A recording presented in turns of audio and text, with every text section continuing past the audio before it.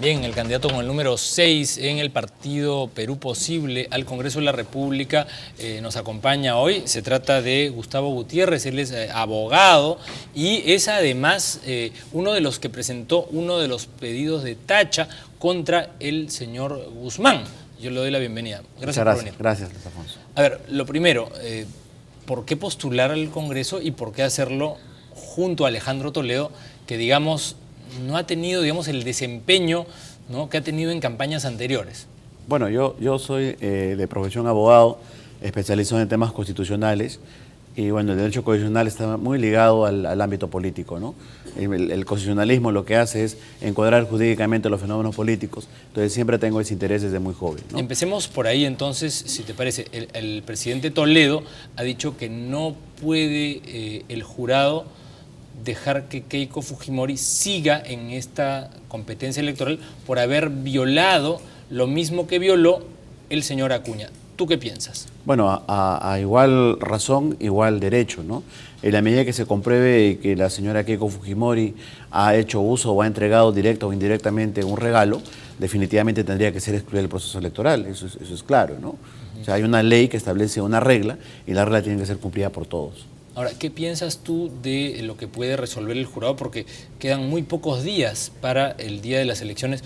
Eso se tiene que resolver en los próximos días. ¿Qué pasa si no sale de la carrera? Kuczynski ha dicho que si se le saca de la carrera, se acaban las elecciones. Bueno, Kuczynski siempre ha defendido a Keiko, ¿no? Recordemos que en el anterior proceso electoral, pues, era prácticamente un vocero de la señora Keiko Fujimori y del fujimorismo, así que no me sorprende.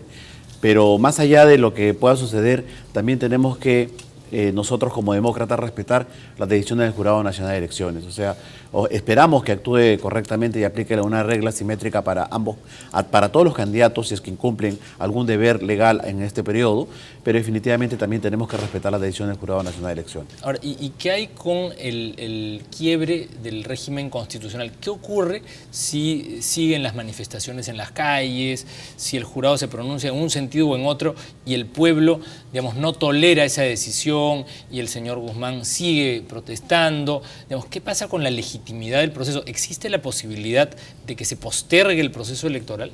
No, yo la verdad que no creo, ¿no? Creo que es una elección atípica, como se dice, pero es también porque se está ordenando la casa, ¿no? Fíjense ustedes que esta ley de dádivas lo que hace es ponerle un freno a esa costumbre política que tenemos hace unos 30 años, donde las campañas no se basan sobre el discurso y la razón, sino sobre la base de los regalos. Y definitivamente el costo es alto porque se excluyen candidatos que están acostumbrados, yo diría está en su chip, hacer campaña sobre la acción regalo, y definitivamente es lo que está sucediendo.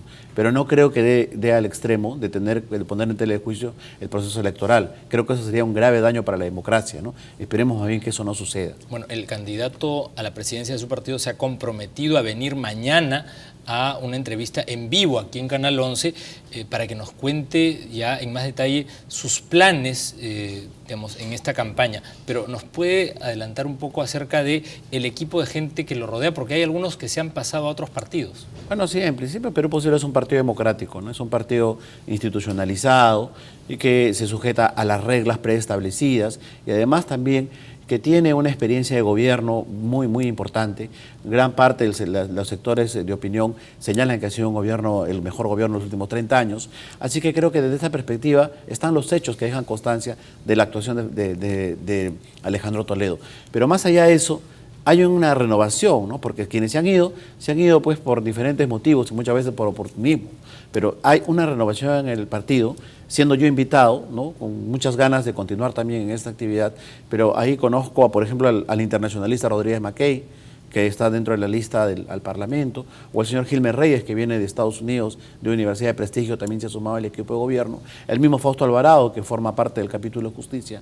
Entonces, sí, Alejandro Toledo tiene un equipo consistente, quizás está marginado también pues del periodismo oficial, ¿no?, que es también que juega su partido aparte, que creo que ese es el detalle, ¿no? Bueno, y ese detalle, ¿cuál es la posición, digamos, institucional de Perú Posible por este trato o maltrato recibido. Sería un maltrato, ¿no? Fíjense, porque lo que han hecho los medios primero han querido tener su propio candidato, que es el señor Guzmán, y luego pues apuestan por quienes mejor se acomodan a ellos, ¿no? El señor Toledo es un socialdemócrata que no cree pues en un capitalismo ultranza.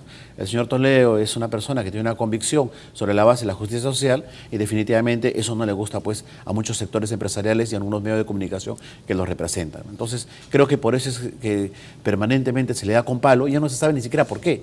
¿Por qué cuestionamos tanto a Toledo? Ya ni siquiera sabemos, el culpable del fenómeno del niño va a ser Toledo. Ahora, una pregunta. El señor Toledo hace unos días en un programa de televisión hizo unas revelaciones muy potentes sobre la situación del señor Montesinos. Él dijo que él tenía pruebas, evidencias de que el señor Montesinos salía los fines de semana, ¿no? Y le han tomado un poco el pelo. Han dicho que el señor Toledo, hay dos lugares a los que puede ir, o a la fiscalía a sentar su denuncia, ¿no? O a un manicomio. ¿Cuánto de cierto hay en las declaraciones del expresidente? No conozco el tema de detalle, pero fíjense que Fernando Olivera viene a señalar un hecho gravísimo hace unos momentos, donde aparentemente hay unas conexiones todavía con la mafia de parte de unos candidatos, que están dentro de las actividades electorales. O sea, las cosas están sucediendo de una manera rara, por decirlo menos. Entonces yo creo que el mismo Alejandro Toledo tendrá que decir qué es lo que está pasando con estas cosas, pero sí se notan pues que hay evidencias de que todavía la mafia está operando, ¿no? Porque las encuestas mismas, ¿no? Salen una distinta a otra, salen a cada rato, de una manera diferente. Keiko supuestamente ahorita en una última encuesta está en 45%, ¿no? Y pues, sin embargo, Abre el Pueblo sale a poner las líneas abiertas y definitivamente es otra cosa.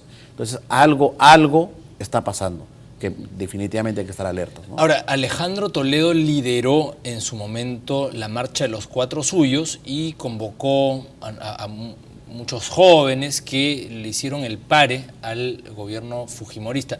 En esta ocasión, ¿ustedes creen que se están dando condiciones para que se produzca un movimiento de esa naturaleza? Bueno, Alejandro Toledo es un demócrata y eso creo que está despejada de cualquier duda.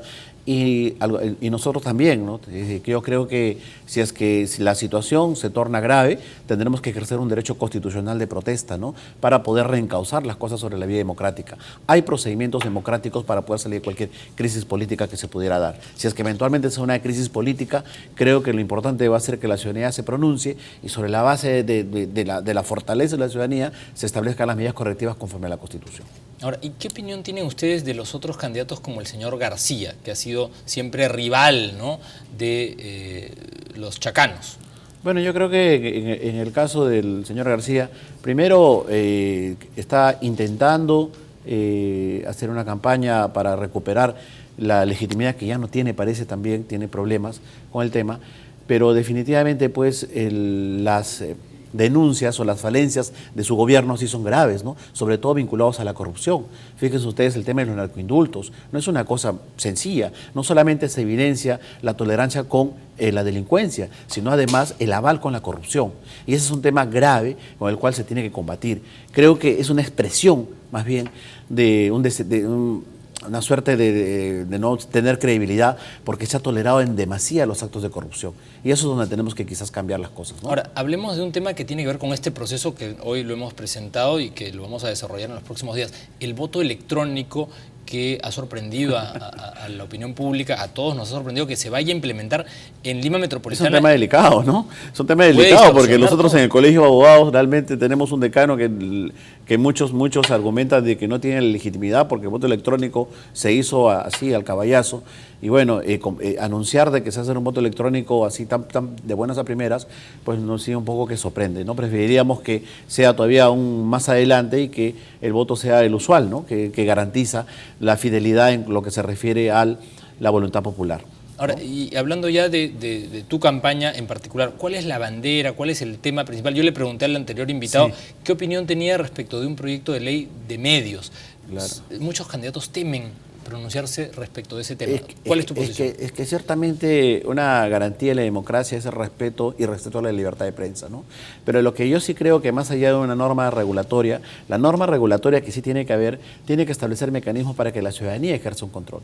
O sea, la ciudadanía es la que debe tener capacidad de veto. Establecer algunos mecanismos quizás directos para poder censurar un programa, por ejemplo. o para poder establecer límites que la ciudadanía tenga determinadas herramientas para poder pronunciarse. En algún momento yo en el Facebook hice un anuncio de que eventualmente iba a interponer un amparo contra Esto es Guerra y todos estos programas que hacen una suerte de apología al físico y no a la inteligencia, y que más bien es un mal ejemplo para la ciudadanía, ¿no? Este tipo de mecanismos quizás deben estar establecidos en una ley que le permita a la ciudadanía pronunciarse directamente para darle una suerte de control a los medios de comunicación cuando esto se excede. Bien, ¿cuál sería entonces la primera medida que adoptarías junto con tu bancada de llegar al Congreso, digamos, en términos de proyectos de ley? Bueno, yo soy, como les digo, de manera individual, como constitucionalista, yo creo que es importante revalorizar la Constitución, establecer o finalmente hacer que la política, los ciudadanos, los gobernantes entiendan que vivimos en un Estado constitucional. Y eso significa que los derechos humanos se tomen en serio, porque en este país los derechos humanos no se toman en serio. ¿Qué ocurre? Servicios básicos o derechos básicos como el agua potable todavía no se materializan para todos los peruanos. Hay más de 3 millones de limeños que no tienen agua potable. Hay más de 8 millones de peruanos que no tienen agua potable. Eso es inadmisible en pleno siglo XXI. ¿Por qué? Porque se considera el agua potable finalmente como un derecho, pero no se vive el agua potable desde la Constitución. El tema de la energía eléctrica, el tema del suministro del gas. Creo que es importante hacer que el Congreso revalore los derechos humanos, reforme la Constitución y establezca que son derechos humanos, son derechos fundamentales, y a partir de ahí se exija al Estado que los implemente, y de no ser el caso, nosotros como ciudadanos podamos tener las herramientas judiciales para poder materializarlo. Oye, Gustavo, yo te agradezco por haber venido y me comprometo a que puedas participar también en los paneles de debates. El Canal 11 se ha puesto muy periodístico, muy analítico, porque incluso hemos levantado parte de nuestra programación de entretenimiento para contribuir a que haya más diálogo, más reflexión en esta campaña electoral, y creo que estamos demostrando pluralismo de verdad, ¿no? Sí, aunque me has dejado poquitos minutos en realidad, pero no, están bueno, todos, esperamos de todas maneras en otra oportunidad también conversar sobre algunas propuestas. Por supuesto. Además, creo que así como han sido silenciados muchas agrupaciones políticas, aquí hemos dado y seguimos dando tribuna a todos los puntos de vista, a todos los partidos, los que según algunas encuestas van adelante y los que han sido también ninguneados, porque todos tienen los mismos derechos. Quisiera solamente, muy breve, solamente decirle a la opinión pública que se pregunte, ¿no? ¿Por qué esa censura al presidente Alejandro Toledo y por qué ese cuestionamiento a un partido que durante su gobierno hizo las cosas bien?